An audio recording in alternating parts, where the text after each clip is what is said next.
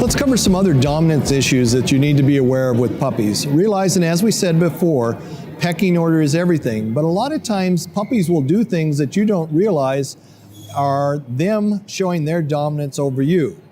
For example, a lot of times you will have young puppies that will hump your leg. Now everybody thinks that's sexual, but at that point they don't even have sexual hormones to stimulate at that point. What that is they're basically telling you that they want to dominate you.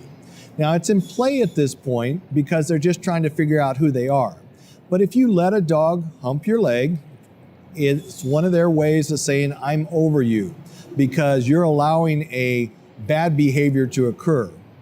Other common things that they will do is you discipline them and they will bark back at you. They're sassing you. They're telling you that they're not going to listen to you, just like a teenager. So this type of behavior is not acceptable. If they come back, you have to come back with a higher intensity. Realizing when you discipline a dog, you don't have to be tough.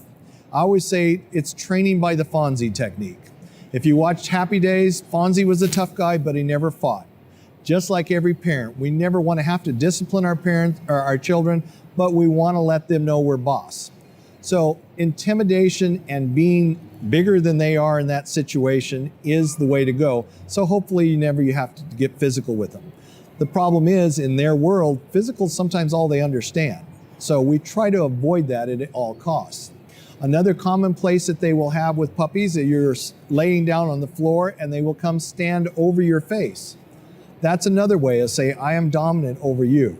So you never let them do that to you. Now on the flip side of, let's do some dominant behaviors to them. When puppies are young, I love rolling them over on their back and holding them like a baby. Because in their world, I'm telling them, I'm head honcho.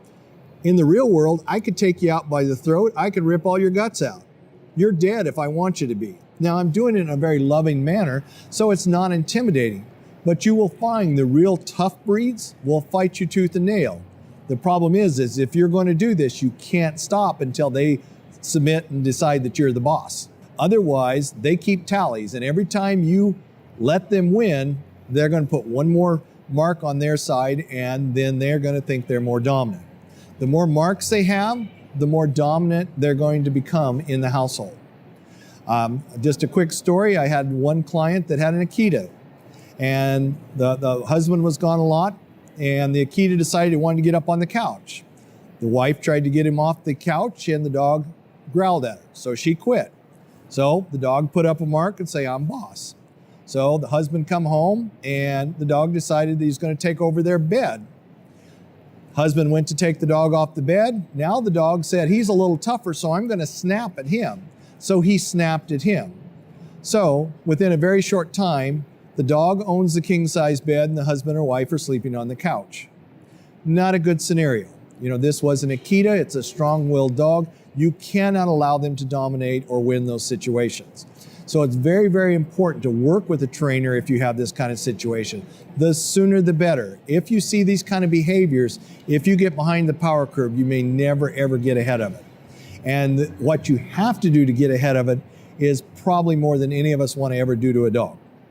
But all they understand at that point is physical. And so we try to avoid that at all costs.